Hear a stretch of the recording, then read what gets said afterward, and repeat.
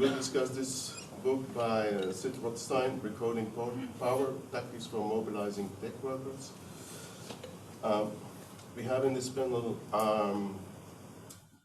Sid, of course, from Williams colleagues, Doellgast, Professor Doellgast of Cornell University, Professor Anke Hassel of Hertie School of Governance, and online Professor Jane Holgate will join us from Leeds University, and Ziegler, Professor Ziegler will join us from Brown University online. I'm with Vandaele research at the European Trade Union Institute in Brussels. So, Ginny, please summarize this book for us and tell me your comments and critiques. Okay, I will try.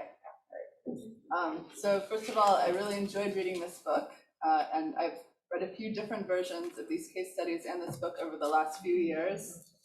So I still find something new and interesting in every rereading, which I think speaks to the quality of this work and how much of a great contribution I think it makes.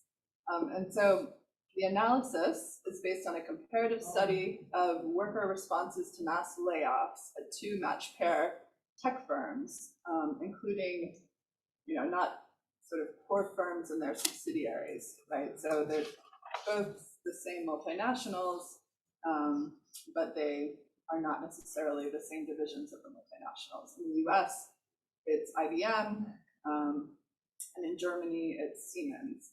And both of these are around in the early 2000s. So it's a time when there was a dot-com bust. A lot of tech firms were laying off workers, and Sid is doing a kind of historical reconstruction of what happened across these four cases. And he is asking why workers successfully mobilized against layoffs in one case in each country and didn't in the other case.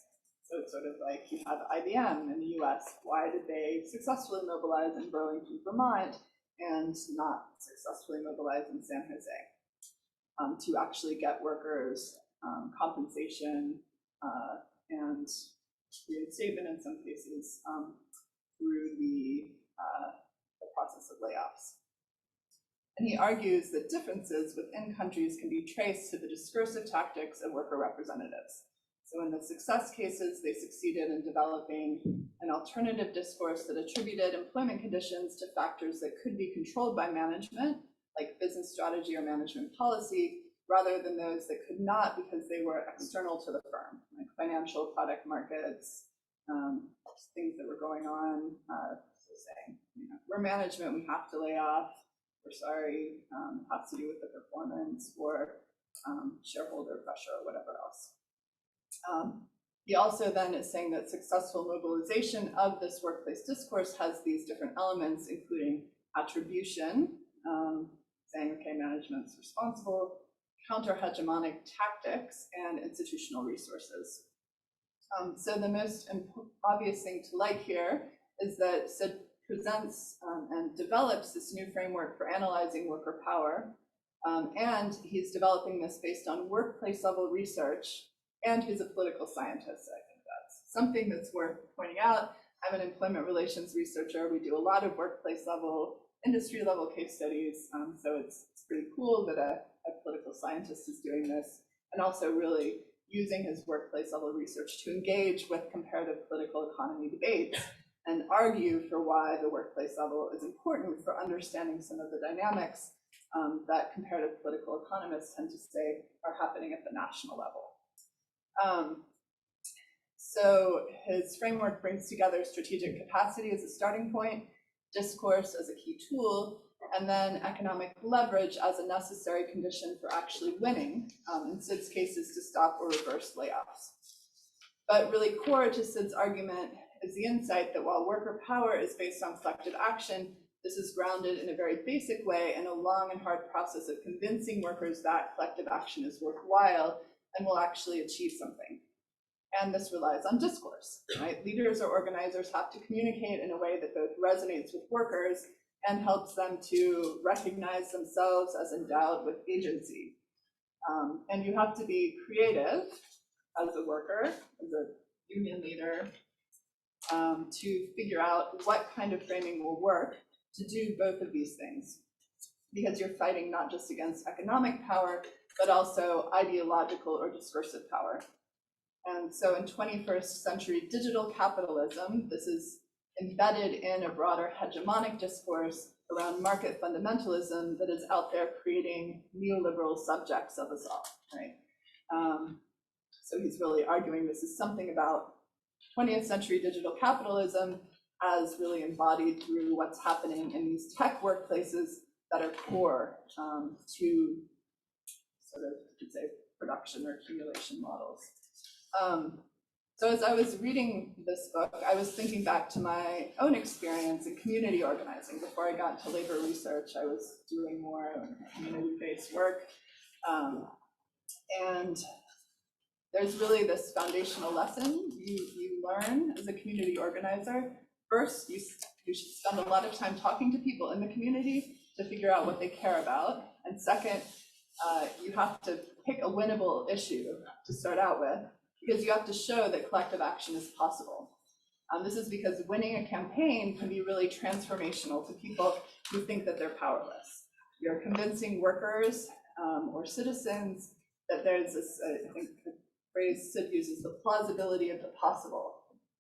And this helps to explain trends right now in the US, right? Why one Starbucks union election win quickly turned into many. It makes union representation look like a winnable tool to improve conditions in a typically non-union sector. So that's one thing I think is really nice about this book. It kind of resonates with a certain intuition about what works in campaigns, but it's not necessarily the intuition that all unions or all comparative researchers think about. So a second thing I like about this book is how it shines a bright light on what management's market fundamentalism looks like and sounds like. So Sid shows in his Burlington IBM case how managers are still holding on to this more traditional normative discourse based on the idea that there are common interests, based on long-term mutual commitments between managers or owners and workers, and then how that sounds different from a rhetoric focusing on shareholder value and right-sizing rather than layoffs. And it struck me reading this book how layoffs really are the signature strategy of financial capitalism, and a real challenge for management is to figure out how to kind of justify and frame that to the workforce. If you think about how job security was really a key battleground and concession to labor in past waves of union organizing, this development of social democratic welfare states, it really also translates into a really key important battleground for sort of figuring out what labor's role in financial capitalism is. So it's also a good focus for understanding how workers come to fight back and realize these decisions are often less about creating long-term economic and social value than about redistributing value from workers to shareholders and to top management. So another strength. So now I turn to my comments or questions or things to reflect on and say criticisms. But, so my first question for you, Sid, is how much of this story is about the new challenges workers face how much of the story about these new challenges is discursive, and how much of it is about real different material pressures and incentives under financialization? And this is important because it has some implications for labor strategies, right? Are workers just being duped? Managers really have more agency than they admit, or are their choices constrained in a fundamentally different way? And I mean, the reason firms often set up subsidiaries like Siemens and Infineon, so that was the failure case in Germany, right? They do this to create this agile startup culture, and Sid focuses on the culture side. But part of that culture is also based to like a fundamentally different financing model, which is the material side, right? They can attract investment quickly, but they're also more vulnerable to exit by capital in a real way. So if you think about manufacturing, unions found it a lot easier to improve conditions through organizing and bargaining in the global north before widespread globalization of trade. Managers could credibly argue they would disinvest from a location if unions didn't make steep concessions. That was not just an ideological shift, that was like a real, credible exit threat kind of shift. So that points, I think, to the limits of creative action at workplace level without broader changes to institutions that do things like constraining employer or capital exit, changing corporate governance rules, or enabling more encompassing bargaining and labor market protections. So my second question is kind of building on that, is do you see this book mostly about how to mobilize the tech workforce in wealthy economies, or a general analysis of how to build worker power in 21st century capitalism? And I ask this because you use the term digital transformation a lot. You present the strategies of workers in the success cases as innovative examples of bottom-up organizing, and recoding discourse to match distinctive conditions, or reconstructing discursive environments that resemble the workplace. But I've done a lot of research in US and German service and now manufacturing workplaces, and the tactics you're describing in Germany actually look really familiar, right? In the Siemens case, you see something that works councils do in many big German firms. They argue that retaining expertise is critical for long-term profitability. They combine technical and legal expertise to support that argument. And then the Burlington IBM US case looks different because the frame was more normative around employers' obligations to employees. But it really was like a different kind of frame that again resonated more with the history of US welfare capitalism and kind of the remnants of that within the firm. So in some cases, parts of the story looks really much more continuous with the past, and case studies where you had kind of that core and that tradition in the history that workers could draw on to mobilize frames that resonated already with workers, or they were kind of used to hearing about and using. And I think another thing about the comparison of those two frames is that they're both counter-hegemonic to focusing on short-term market outcomes, but they're based on like a fundamentally different justification. The first really does have this thing that's worked for the German labor movement for a while, based on workers' contribution to economic competitiveness, and management really neglecting alternative strategies that employees can identify and help implement. The second is based on employers' obligations to workers, or this employment contract as having a social dimension sort of beyond profit or productivity. So I agree with Sid that the starting point has to be sort of meeting workers where they are, bottom-up organizing, particularly in a way that links the core tech workplaces, this growing digital precariat, but probably doing that successfully also in these kinds of workplaces needs to combine these two frames in some way. Investing in workers is good for long-term performance, and firms have broader social obligations beyond generating profits. And unions and other worker organizations also probably have to do more than meeting workers where they are ideologically. They have to do labor education to help change the frame, to give like a context to these struggles, take people outside of their workplaces. And I mention this because I've worked with the CWA, the Communications Workers of America, in the US for many years, and that's the key union in Sid's US cases. And he has like a snapshot of what they've done in two companies, but they've also been doing a lot around popular education and broader political campaigns, trying to change corporate governance rules, organize bank workers, make these connections beyond the workplace.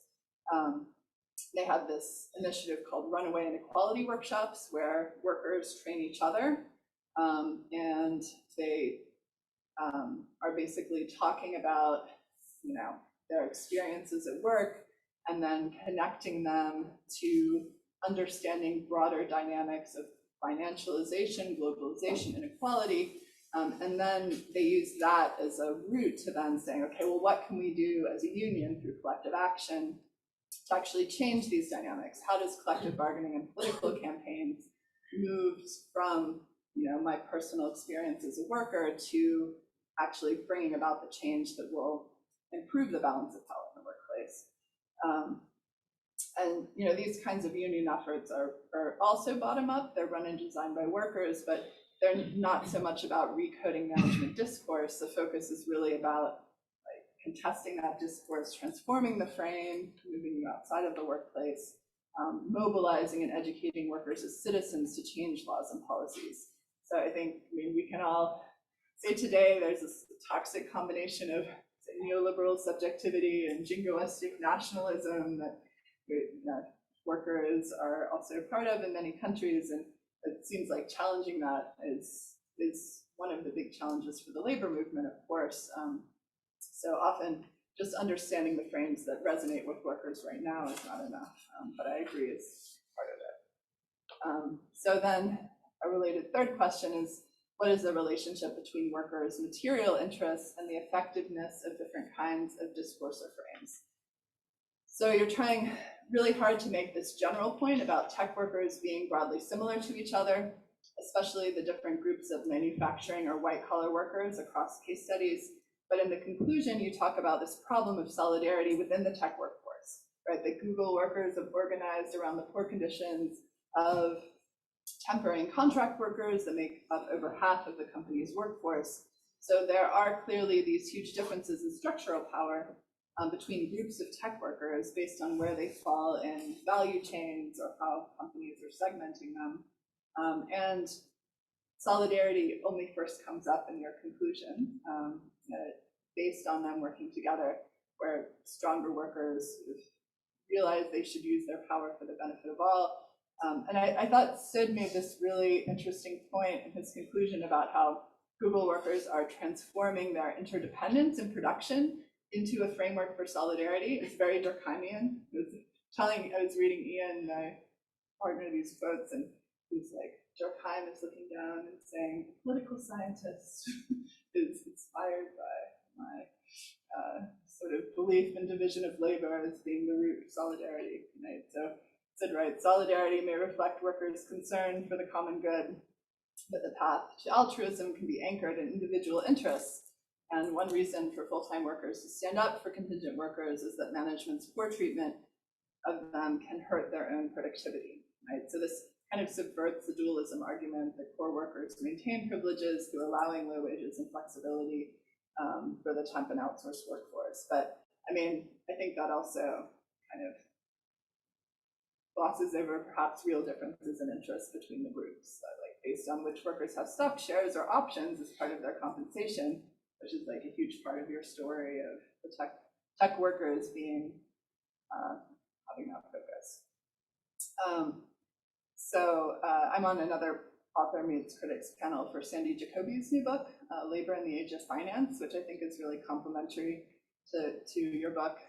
He tells the history of how US unions have tried to shape corporate governance practices, including using their pension funds or through corporate campaigns, but also tried to strengthen regulation of financial markets. And he's pointing out that on the one hand, there's this huge challenge of inequalities in power and resources, but there's also this problem that it's hard for US unions to go all out against shareholder capitalism because their pension funds depend on profits, right? So worker and union dependence on growing share prices is like a bigger problem beyond certain workplace case studies. It's not just about feeling like owners, but actually being owners, having to manage these multiple loyalties and interests. And this also is not necessarily a new problem, right? But it's certainly expanded under financialization. It's particularly important for these shifting alliance between insiders and outsiders. But I think it also is important for analyzing where the potential coalitions come in. So I think these questions really speak to how engaging recoding power is for me on my multiple rereadings. And it is a great book. It raises a lot of questions. It gives some great answers to those questions as well. And so most hopefully, Sid is pointing the way to how we can bring back the workplace and firm levels into comparative political economy debates on the future of labor. So,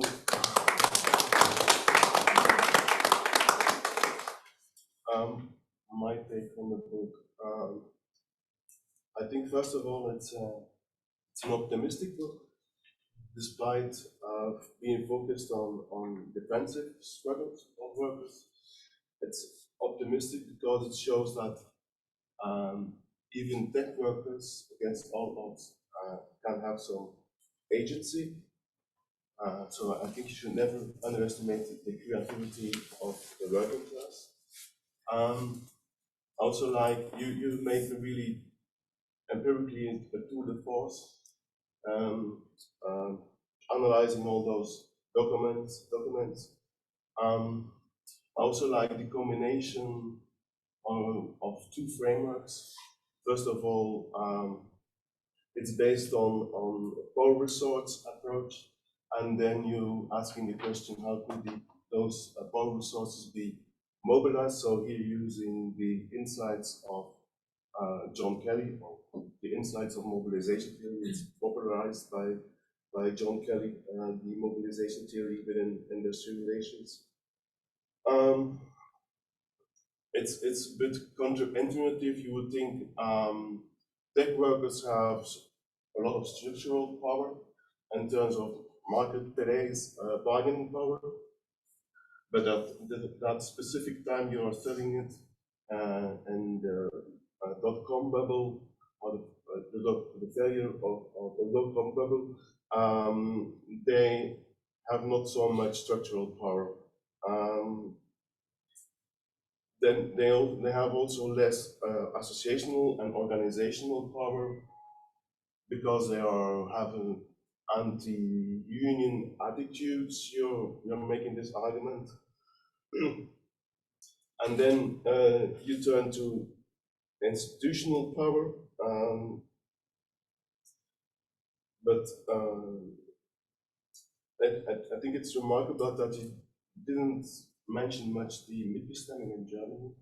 I don't know what role Mitbestimmung plays in the tech sector or not, because that was not very clear to me. But then you refer also to, in case of Germany, to the works councils and to litigation action, which is here, I think that's a bit remarkable, framed as economic leverage.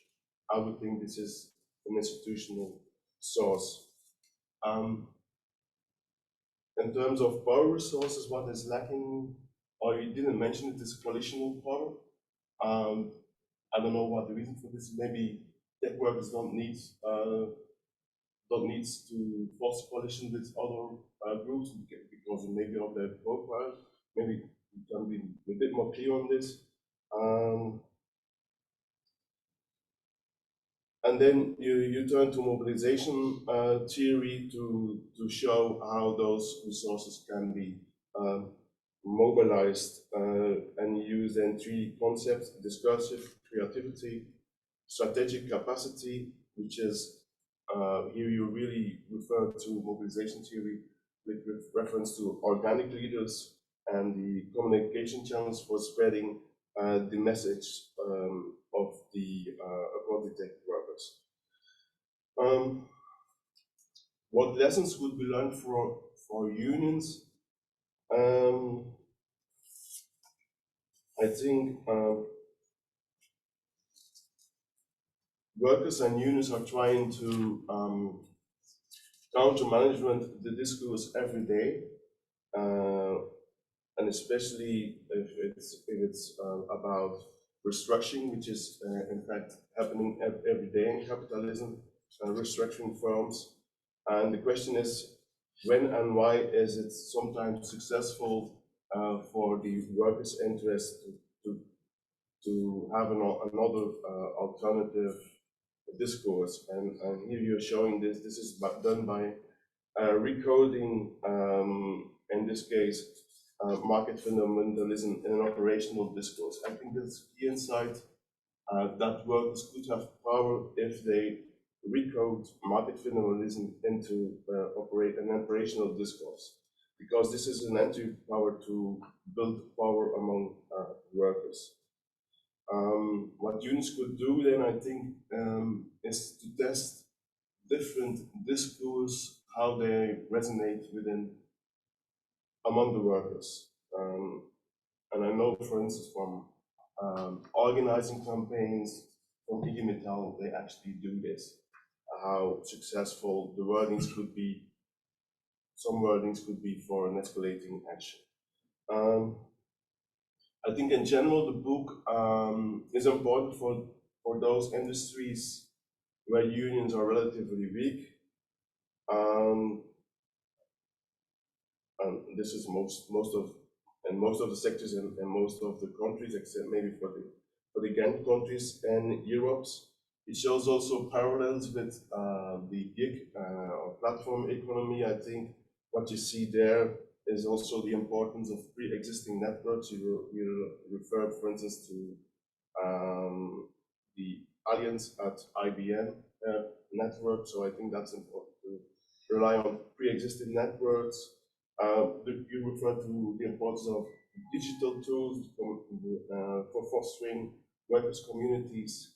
And then also important are the union's strategies. I think a key insight is that unions should be facilitating workers organizing and not come with a ready-made solution, because this sometimes fires backwards. I think unions could be supportive, facilitating, but let the workers lead the strategy. And then related to that is that unions should try to build strategies for genuine participation and involvement of members.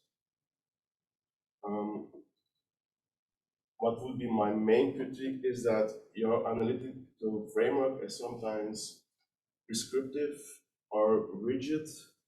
On page 60, you have a nice table where you say unions in the 20th century are using norms when it comes to discursive power. Then they're using servicing or organizing model, and economic leverage is based on markets. And in the 20th century, it's discursive power of employees is based on market fundamentalism.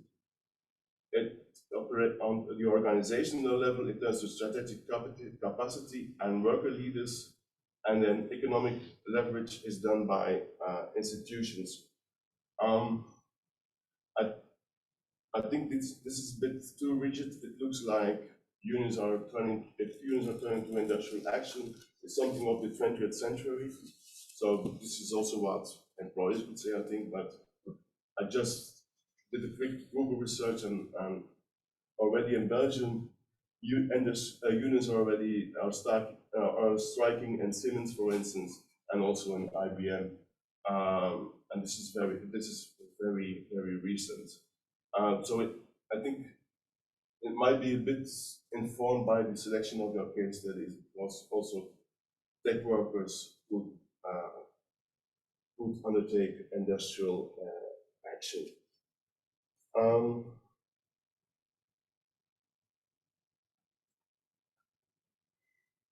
Yeah, and this, I think this is related to this, might be also a bit a historical.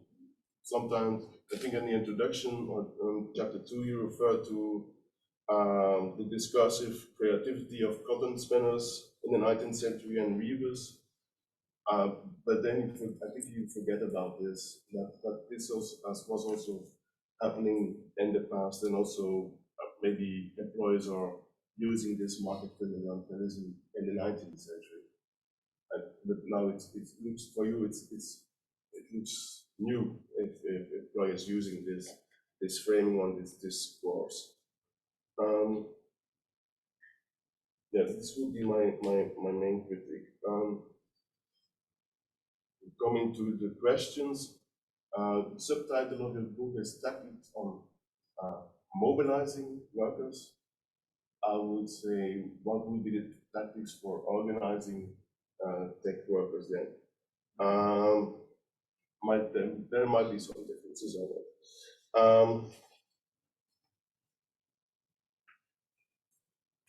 Then there are about 5% tech workers in the European Union and 10% in the US. But it looks at the end of the book and your conclusions, it looks like tech workers are the vanguard of the working class now in the 21st century. I don't know if this is true or not, but it may be debatable. For sure, I think they could help unions for instance, in Hack the Union. There was a campaign in India Metal where tech workers were helping unions for some software solutions. Or they could have built in a more ethical dimension in algorithmic management. So there I see a role for them. How should, another question, how should unions react to or respond to variable pay? Because this is feeding into market fundamentalism, but also at the one hand, but on the other hand, I would say also most workers like variable pay. Maybe not all of them for ideological reasons, but I think most of them like it. So how should unions respond to that? And then your worker power is here seen as litigation action. I would question if this is really the way forward to build worker power, because it's quite an individual response to the employers. So how could they build more in the 21st century, more collective power instead of going to litigation action? And maybe a last question. There's a lot of emphasis on organizing and organic leaders. Maybe you could share a bit more the personal characteristics of the organic leaders. Have they something in common or not?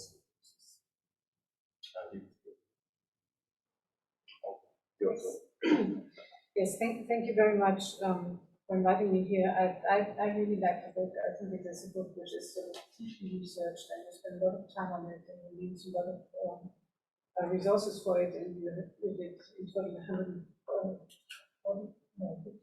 45 interviews, which is enormous, and you did 4 case studies, and at some point you mentioned that you had sort of 12,000 documents which were obtained from the Works Council, which I'm sure was illegal. I'm sure they were not meant to share these documents, but anyway, so it's a lot of research that went into this book, and you can sort of tell it by reading it, because it's really, you're sort of really through.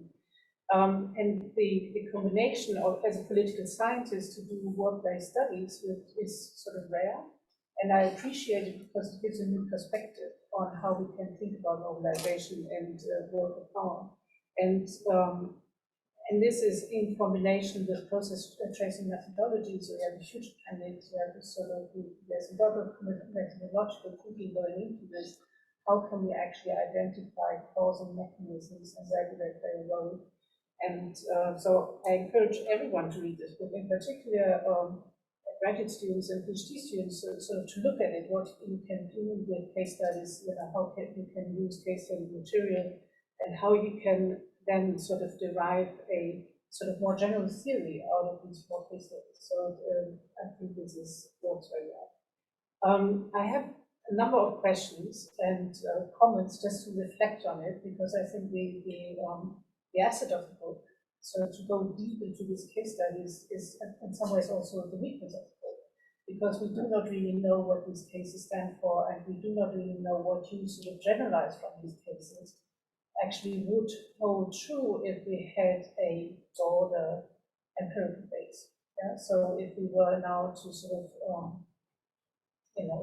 design a more quantitative research approach and looking at workplaces and thinking about, what are actually the factors that drive successfully organization, whether we would end up with the same factors as you identify. I think that is something we need to think about, because what you identify as the sort of encoding, and then the strategic use of resources, the economic leverage, etc., sort of seem true when you look at your case studies and when you look at how they play out in these different environments. But in a broader context, there might be other factors at cause, and we just don't know. So, it really asks for a broader approach, where we would now test what you have come up with as a theory in a more sort of quantitative setting. And that, again, would be difficult because, you cannot do a big quantitative study and do it in the same day.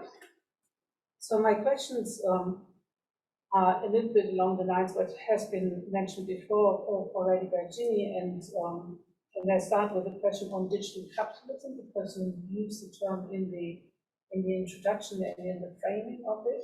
But I'm not so sure to what extent your book and the case studies are really about digital capitalism, because the firms you look at are firms which are not the key firms of digital capitalism. They are legacy firms, really, from a much more manufacturing-based era. They are sort of the technological companies of the 20th century, but not of the 21st century. So they are still sort of large organizations which have inherited the cultural norms and also the management practices of legacy firms from the past, and they have sort of moved into the new era of technology and have hired tech workers to advance in that.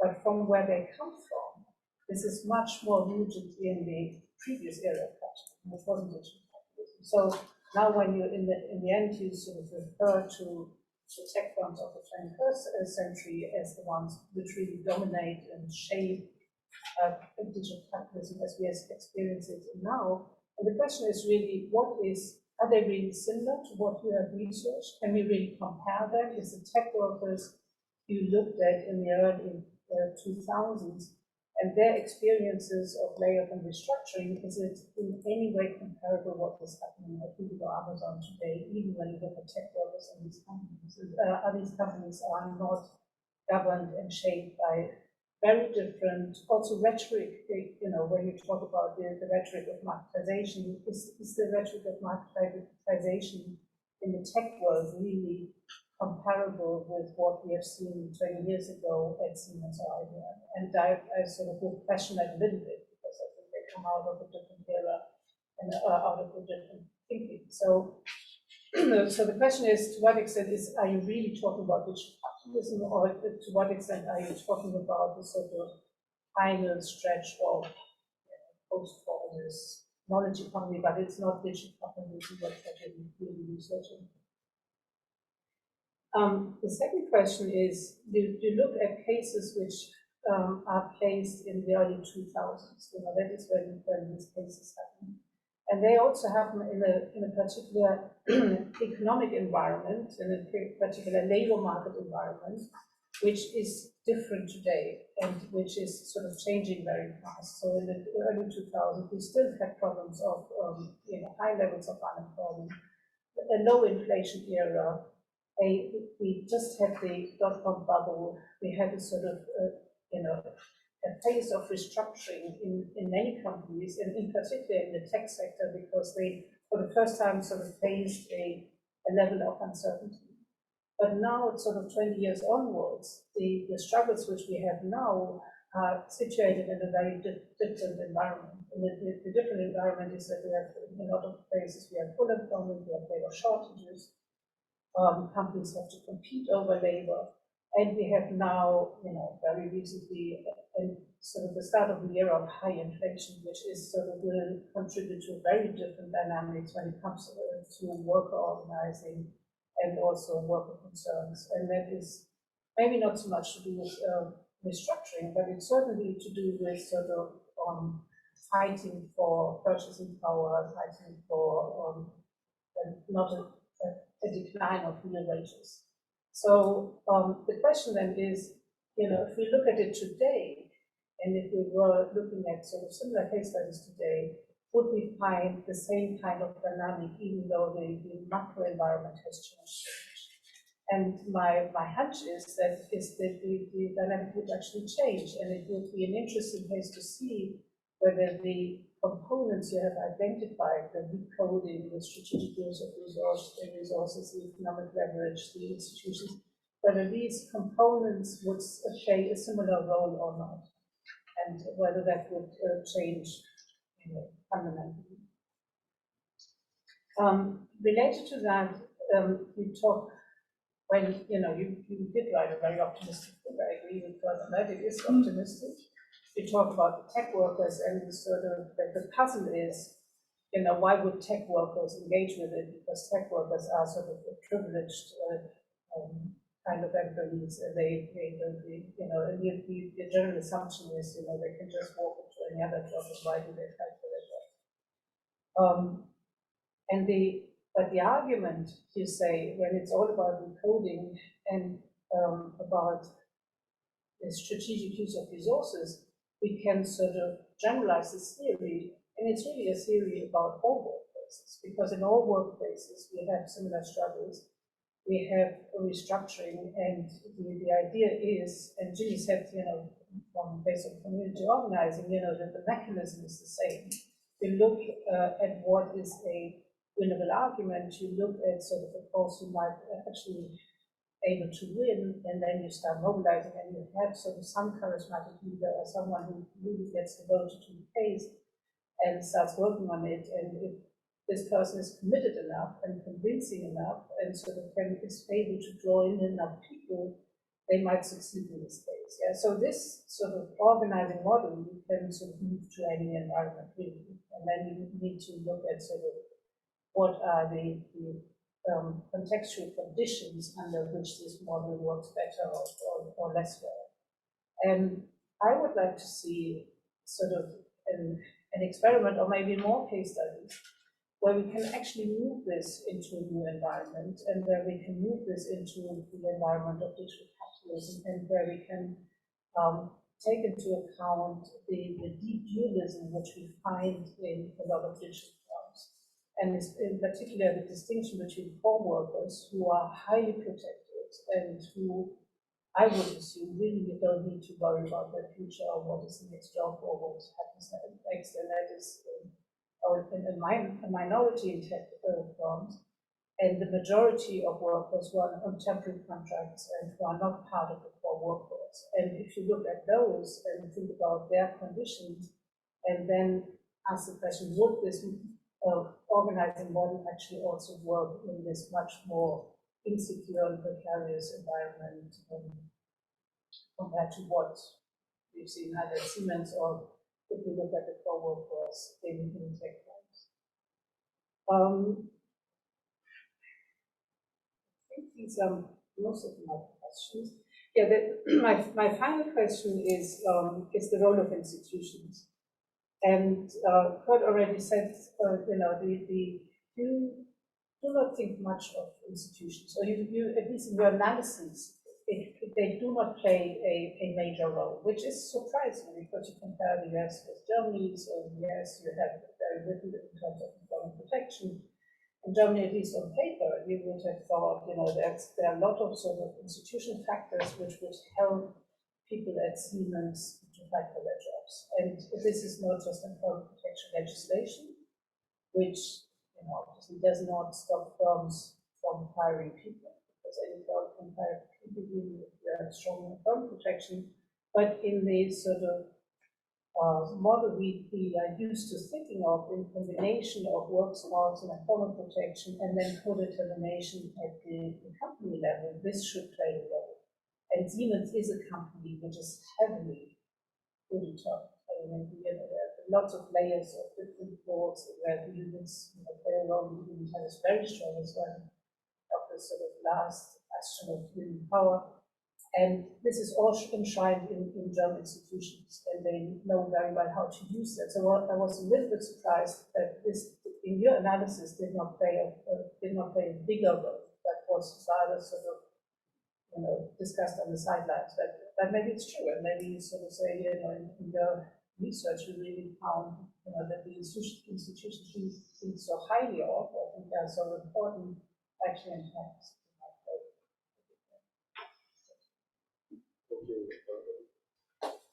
Okay, we turn now to Jane, who is online. So, Jane, please, your view on the book. We can't hear you. We can't hear you.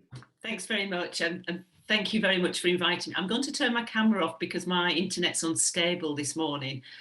So, it's better to do that, I think. Okay, so first of all, I'd like to say thank you to Sidney for writing the book. It's really thought-provoking and a great contribution, I think, to the discussion and debates around union organising, and in particular, I think, around union power. And it connects with my own work, thinking about different types of power resources available to unions and why there hasn't been as much consideration of how we build and use power within the employment relationship as we might have done. So it seems to me that the turn to organising left the consideration of power at the door, as we tended to focus more on the building of union membership. But I think the two are so interrelated that we can't really separate them out. And in my own critique of union strategies, I've argued that without an understanding of power and an application of the types of power at our disposal, to the particular circumstances that we find ourselves in, then we have little chance of developing strategies for winning. So I want to talk about how Sidney's book speaks to a broader set of conversations about the role of labour in contemporary capitalism, and in particular, how the book relates to union strategies and union organising. And I think the first two chapters do this really well, in that they pick up on the key debates that have taken place over the last couple of decades, but adds to them by providing some nuance, which I find really interesting. There's something particularly profound happening within the ongoing crisis of working class interest representation. We know that capitalism constantly restructures and reshapes itself, with all its attendant implications for the employment and relationship. Yet it's not able to, certainly as yet, to abolish wage labour and the dependence of capital upon labour. Therefore, all the tensions relating to power in the employment relationship still remain. In effect, there's still a role for worker mobilisation to challenge the power of employers and demand concessions. And I think it's in this context that it's perhaps a bit perplexing that workers and their unions haven't fully realised the potential of using detailed power analysis to find the vulnerabilities in precarious work, you know, thinking about just-in-time systems, extended supply lines and so on, and using these to push back and advance against capital. But I think the book really does do this, and it provides food for thought. You know, it's already been mentioned that the book connects to that of John Kelly's writing on mobilisation theory, where he tells us that in order for workers to define their interests as a collective, there needs to be a sense of dissatisfaction about the breached values and norms, that normative assumption that Sidney talks about in the book. And in the process of moving towards the development and articulation of collective interests, those dissatisfactions must be framed as illegitimate, but also attributed to management and then put forward as a set of demands. And I think this is where Recoding Power provides some nuance. Sidney's theory of discursive opportunism, which workers can transform management discursive techniques for control into resources for collective action, is really important. It's this framing of disputes that I think has received too little attention in the many schools of thought around organising. And as Sidney tells us, management have been particularly adept at using discursive techniques for control, and they've tended to be effective due to their subtlety, and of course have been picked up and disseminated by the media, making workers feel that they've got no control of what's happening in the market and there's no chance of challenging. But Recoding Power tells us that the character of discourse or alternative framing provides this opportunity for workers to challenge management. And I think Sidney eloquently puts this when he says that as long as workers' identities and their sense of what is possible remain within the bounds framed by management, workers' acquiescence is guaranteed and worker power impossible. But I just want to go back to mobilisation for a minute. I think mobilisation can only occur when a collective group perceive an injustice and then it's framed as such and attributed to another group. And in this case, of course, it's management. But whether or not mobilisation occurs depends on the opportunity and the judged effectiveness of taking action. And it's this cost-benefit analysis can be affected by many factors, including perceived risk, the danger of counter-mobilisation, and possible financial and personal costs, including a calculation of whether the action will make workplace more or less attractive to work. And this is what workers do, we know this, when they're faced with issues like redundancies, but whether or not they articulate it in the way that we do as industrial relations academics do, it remains to be seen. I think they do a cost-benefit analysis to see if action is worthwhile, and it's the job of worker leaders, whether these are union or non-union, because this is what was picked up in the book, are able to present a credible argument as to why workers should mobilise. The focus on mobilisation in John Kelly's work was explicitly intended to move the debate away from the descriptive and institutional focus of industrial relations into a realm that gave us some greater conceptual and perhaps theoretical clarity to agency. So what John Kelly was doing, he had a specific or explicit agenda to put power dynamics at the heart of his theorisation. But this was something that hadn't really received much analysis in industrial relations literature, specifically the literature around union organising. So I was really pleased to see in Sid's book that it's not only focusing on power, but adding to it by focusing on the framing and putting worker discourse at the centre of tactics for collective action. And I think another way that the book is part of a broader conversation about the role of labour is that it talks about workers will only mobilise if they believe in the possibility that collective action can be effective. And for me, I think this connects to Jane McAlevy's work on organic leaders, and I know Sid references this. And Jane argues that to build effective mobilisation, what's needed are organic or workplace leaders who have this trust and respect of their colleagues and are able to articulate a different and credible perspective to that of management. And I think it's through these organic leaders who are trusted and respected that can turn, workers into active supporters of the cause. And without wanting to promote my own book, because obviously this is Sid's book talk, my book was titled Arise, Power Strategy and Union Resurgence. And as you might expect from the title, it deals with the issue of power, or perhaps more accurate, the lack of focus on power. And I think Sidney and I take a different perspective, but I think they're really complementary rather than oppositional. So my concluding argument is that many unions are constrained structurally and organisationally by the past and the present, which creates obstacles to the type of organisational learning and the power analysis necessary for innovative organisational change and transformation that's necessary if we're really to see a union resurgence.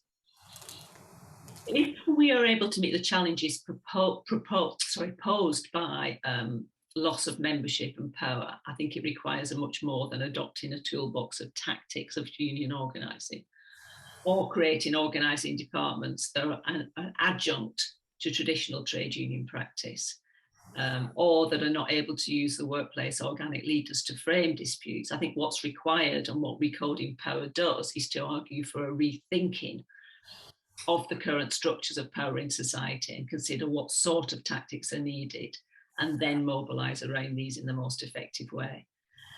But I think this also requires a deep internal focus on how to make this happen with a leadership in labour unions that can understand and drive forward a union's strategic capacity for transformational change.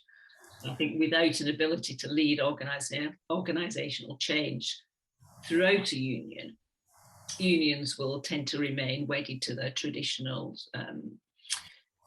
traditions and routines which are no longer effective. So they end up repeating a learnt formula that fails to work, either because it doesn't fit a particular workplace or sector, or because capital has got wise and changed its tactics to make it more difficult for workers to resist. And I think the tech sector is one of these, but it's also the development of platform workers. So the development of platform workers was designed to make workers much more precarious and less able to challenge management prerogative. And traditional unions have tied themselves to traditional class politics with industrial action as the most, ultimate threat to force employers into agreement. And it is still one of the most effective weapons, I think, in the armoury of unions. But the declining power of the union movement at this particular time has moved this as a credible threat for many unions, and it weakens their ability to act.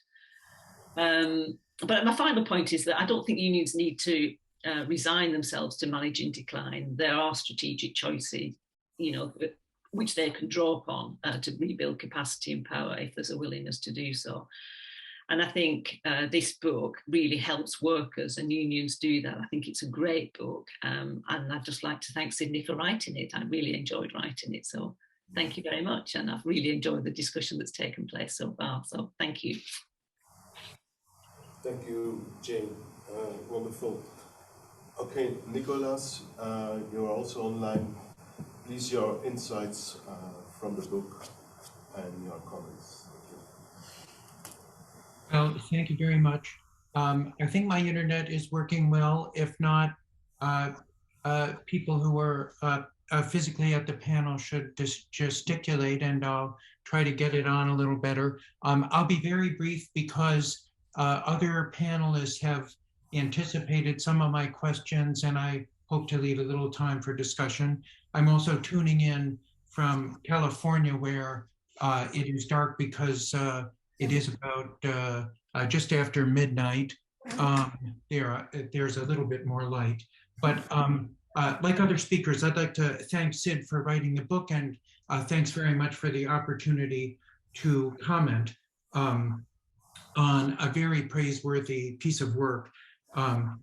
As a political scientist, I too found the focus on workplace context, dynamics, and variation from workplace to workplace, both refreshing and very necessary as a complement to cross-national research, and in particular to the cross-national emphasis in the whole literature on comparative capitalisms.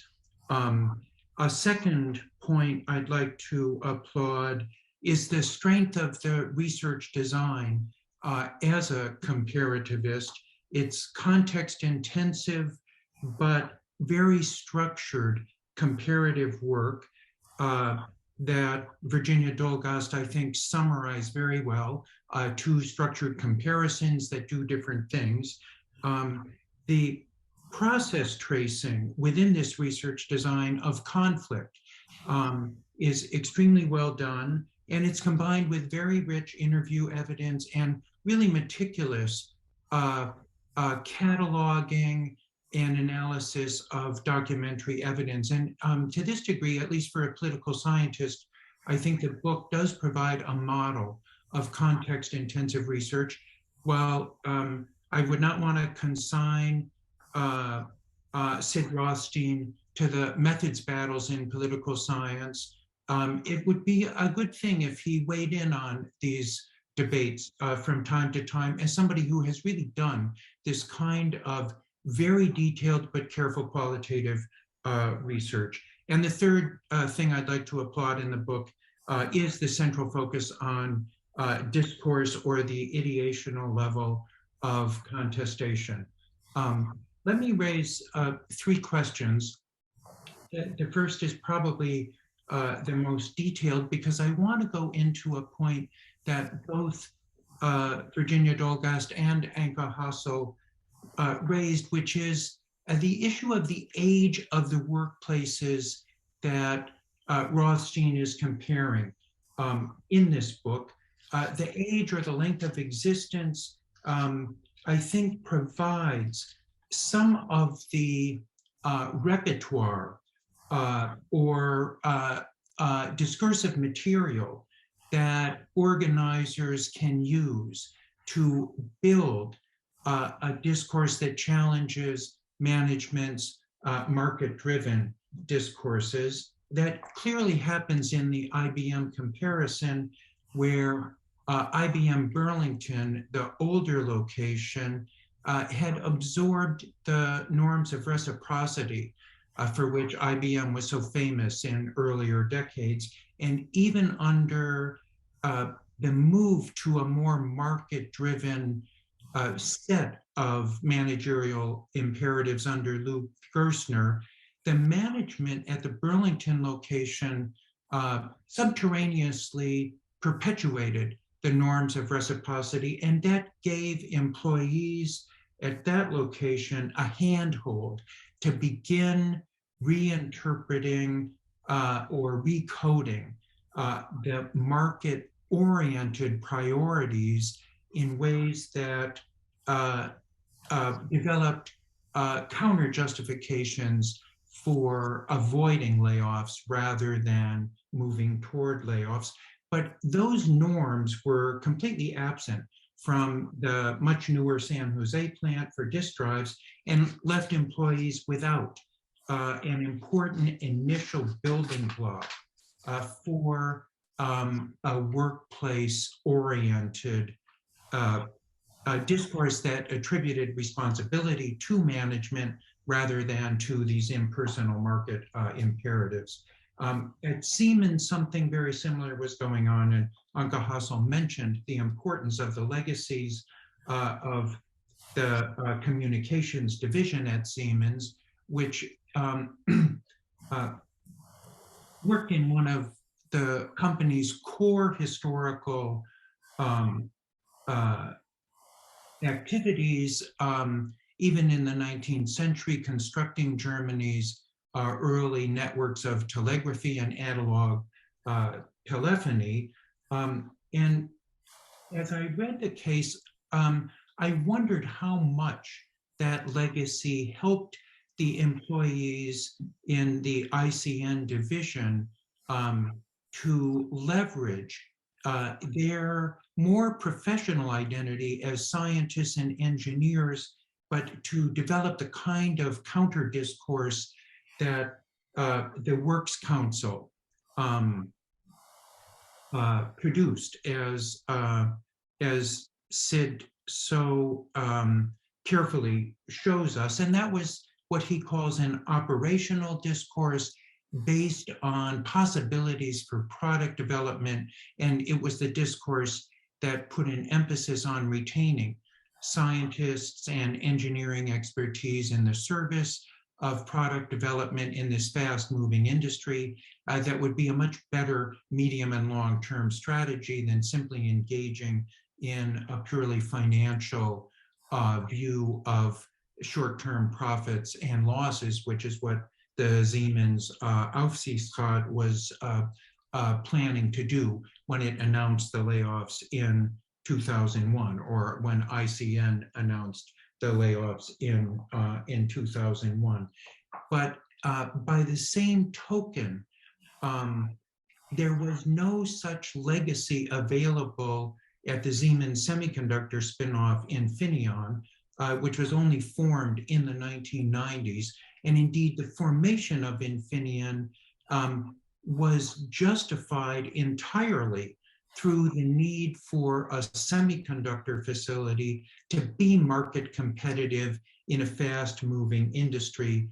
It grew out of Siemens' early semiconductor division, which had been extensively supported by the German state and the European Union through the earlier mega project policies. But when it went independent, it was expected that the division would be self-sufficient in relatively short-term market competitive parameters. And that took away whatever legacies from the initial parent company might have been available.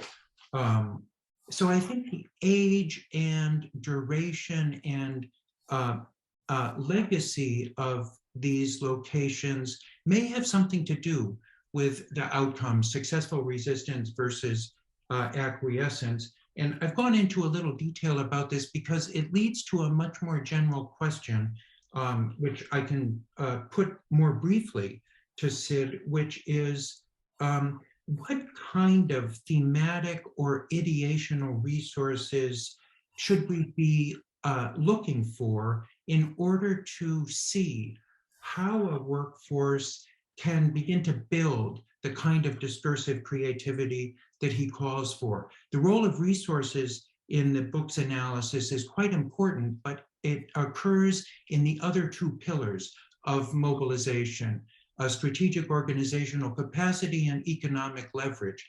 Discursive creativity is left as something that employees have to come up with themselves, but there could be, in further development of this kind of very careful work that the book presents, I think a bit more conceptualization about what kinds of building blocks might be available for this discourse. And other panelists have also talked about this in slightly different ways. But do these building blocks have to come from inside the firm, as the legacy argument suggests? Can they come from outside the firm?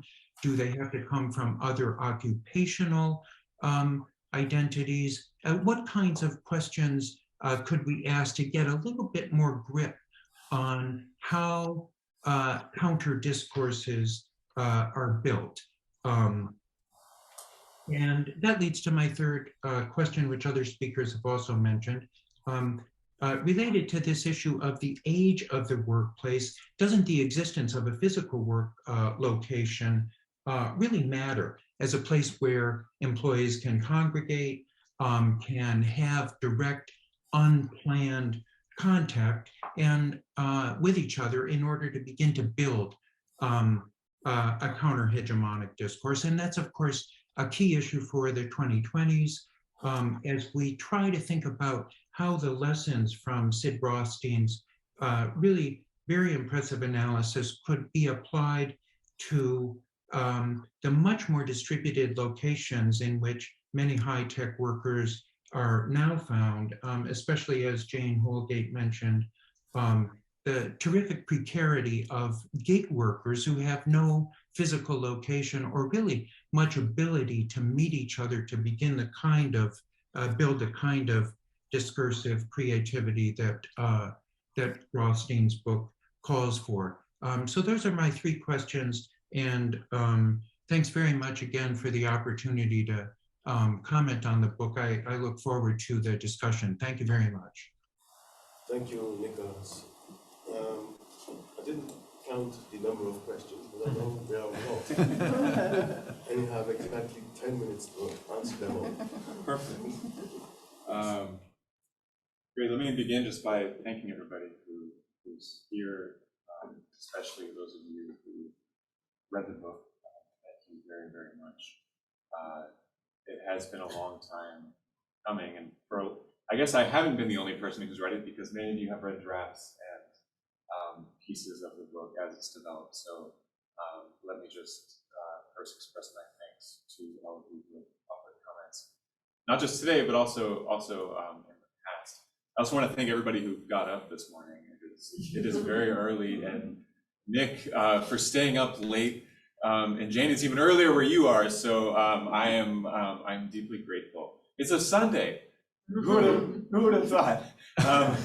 So in my response to the comments, all of which are really thought-provoking and fantastic for me, and there's no way that I can do justice to the comments and questions that have been raised this morning. But I took a lot of notes, so I'm going to be thinking about these. Unfortunately, I can't change anything now, but I'll be thinking about them. In our remaining time, I thought I might respond to what I take to be some of the themes that were brought up. And I think probably the most important one for me, I think for multiple panelists, but I'm not sure. Certainly for me, I think the most important theme is this question of applicability. What do we actually do with this research today? The research is, as multiple panelists noted, focused on the early 2000s, which was a different world.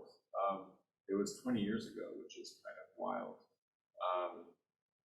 And so I want to suggest at least three ways in which we can apply the research from 20 years ago to today. And I want to do something that I sort of try to do in the book, which is to move from the micro to the macro. And I'll say a little bit about that at the end too, because that gets into some of the engagement with comparative political economy and what I'm trying to do methodologically. But I want to start with this question that Nick raised, because I think to some extent it's sort of an anchor for this question of applicability. To look at the most micro level, where would we look for discursive resources? What kinds of discourse can actually function as resources? To some extent, there's sort of like a way out of this question, which is like, well, workers are really creative and they'll find a way, period. Like, they'll figure it out. And to some extent that's true, but that's the sort of like black box of creativity, which isn't incredibly useful. I think what might be more useful is to point to two things that I indicate in the book that can be used as discursive resources, but may not necessarily at first appear that way. And those two are how labor is valued and how workers construct common sense in the workplace. So when we're talking about the valuation of labor, one of the things that I try to emphasize in the book, and I would have loved to have spent more time with it, but as a political scientist, my hands are tied. But I can use at least a minute now to tell you about valuation of labor. What matters here is not so much the production of objects, but the production of value. And I would suggest that a big part of the production of value is discursive. Whatever it is that we do at work, the way in which our activity becomes valuable depends directly on somebody saying that it's valuable. In most cases, that's a boss. That's a boss saying, okay, you have worked 16 hours and that translates into, $16, or it translates into this amount of value for our firm, this amount of value for you. But the assignment of value is an inherently discursive act. There are material, we can get into this discursive versus material ontologies, but from the perspective of a worker, when I go to work, the way in which my labor is assigned value is almost always just a speech act of my employer telling me what my value is worth. And that's really important because it provides me, not only does it eventually put food on the table, hopefully, but it also provides me an indication of how I'm effective in the world. And if we in a workplace share an idea of how it is that we create value, we can take that idea of activity and that framework of producing something and channel that to a different kind of collective action, which is something that is our own goals. Not creating value for our employer, but creating something that we care about and exercising power in a way that makes sense for us as workers. But as I show in the book, that's almost always going to be based in how the employer, in this first step, values labor. So in the case of Siemens, we see the workers there showing their employer, making very, very detailed arguments that they have the agency, they have the capability of creating value in different directions. In this case, they have the capability of generating different business models to be effective in a different direction. And they do that through the discourse that originally the employer provides and value in labor. The other part of that is common sense, and that's a little bit more difficult, I think, to pin down. But to some extent, it's just like, well, what do you think is real? Like, when you're talking to somebody and they just laugh in your face, you know that you crossed the line of common sense. The thing is, it depends on the workplace. And so I guess to some extent, we come back to this. Tactics always need to be fit and adapted to specific workplaces. There's almost no way that you can go in and say, hey, we have a set of tactics, it's going to work everywhere. I think that we can try to develop sort of broad frameworks. And then it's up to workers, it's up to organizers, it's up to leaders to figure out how those apply in a specific workplace. So in the book, I try to provide some of this framework and try to also indicate the ways in which workers can access different types of resources. But I don't think it's possible really to, in a general way, say that this particular strategy, these particular sets of tactics are going to work everywhere. They always have to be adapted. That said, there are some things that do matter. And in the book, so in addition to pointing to discursive tactics, I also argue for the importance of economic leverage and the importance of institutions to that end. To some extent, all of the efforts for mobilization only matter to the degree to which workers can actually threaten employers' material interests. And I want to come to the back to this point of institutions, in part as maybe a step towards going towards the macro level. And Anke, you brought up in your comments that I sort of gloss over the institutions, and I think that's I think that's right. And to some extent, I'm glad that came across, because what I want to push against is all of this work in comparative political economy that very often, to my mind, comes across as the institutions are everything that matters. We just like look at the different countries, we see that they have these institutions, so we assume that employment relations are this way, and like, great, and we're done. And I think that institutions are really, really important. And in each of the cases, they're really, really important. They're not the whole story, though. And what I try to argue in the book is that, especially in the cases in Germany, but also surprisingly in the United States, workers can use different types of institutional resources in order to exercise power. And so part of that has to do with the ways in which institutions organize workers themselves. So in the United States, we have the class action lawsuit, which can enable workers to build a collective class to bring a lawsuit against their employer as a collectivity. And in Germany, of course, there's the Works Council institutions and the institutions around dismissal protection. And those two lead workers to articulate their struggles in particular discourses that enable them to build certain groups. And to bring like real monetary sanctions against their employers. So those are all really important, but they depend necessarily on workers mobilizing to enforce them. Like the institutions they don't matter if nobody enforces them. And in the United States, there are some public agencies that will enforce some labor regulations in theory. But in practice, it always requires workers to mobilize to enforce these. Because I'm running out of time, maybe I'll just jump to the cross-national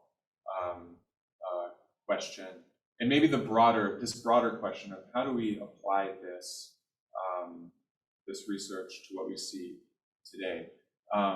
So I would argue that there are at least two ways in which what we see in the early 2000s is actually pretty similar to what we see today. It is true, inflation totally different, and the macroeconomic conditions are different in some important ways.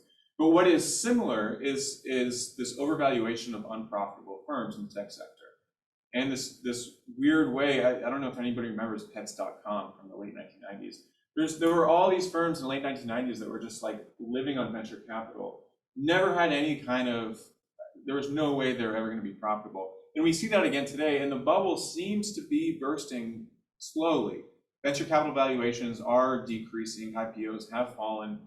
It may be the case that we're about to enter another tech bubble burst. I don't know, it could be. So that's one way in which what we see is similar.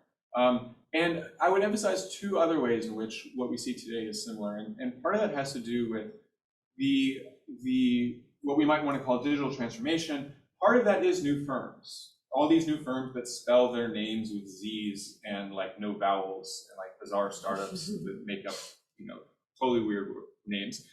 But the other part, and I would say the vast majority of the employment in digital transformation is still old firms, is still legacy firms. And so a lot of what we see is really transformation of existing firms. And so looking at these old line firms, and you can't get much older than IBM and Siemens, they're still around. And they're probably still going to be around another 50 years, and they're still going to employ tens of thousands, if not hundreds of thousands of people. So even if we're looking at old firms, I do think that this is going to stay part of the story. Maybe I will just leave it there because we're out of time. I, of course, have a lot to say about this and received such great comments from everybody on the panel, so I really appreciate our discussion. I wish we had more time, but that seems to be the world that we live in. Hopefully we can talk more later, offline, online, this conference. So yeah, thank you. Thank you, Lisa, for this excellent response. I don't know, maybe we have time for 2 questions from the public or not? Or they not?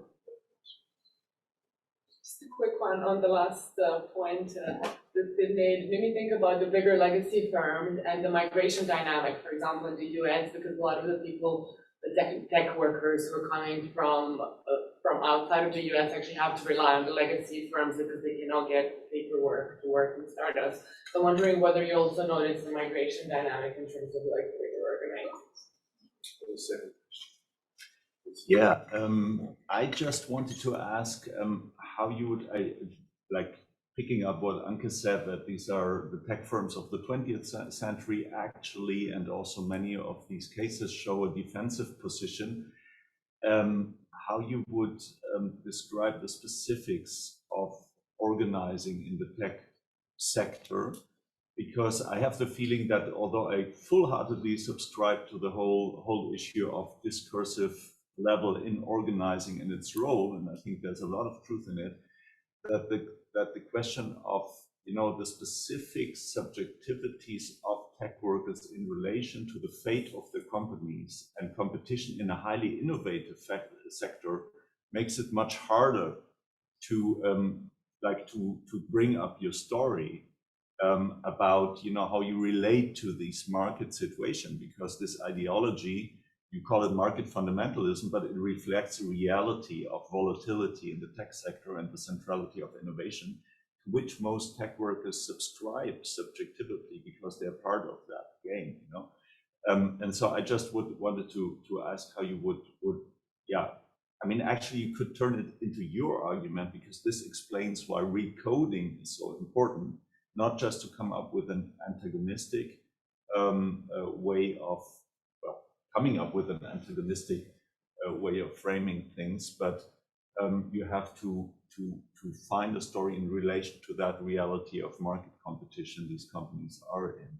And I have the feeling that, as said, although I totally subscribe to the general message about tactics, that you kind of gloss or brush it off the table. You step Schumpeter in some of the early pages and so on, say that's all not important.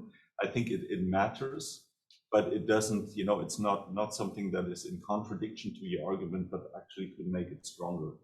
So yeah, I don't know if the question was clear enough, but what the specifics of tech workers' subjectivity in relation to the role of innovation and market competition in their working realities, let's say, how you would pick that up. So I'll try to answer as quickly as possible.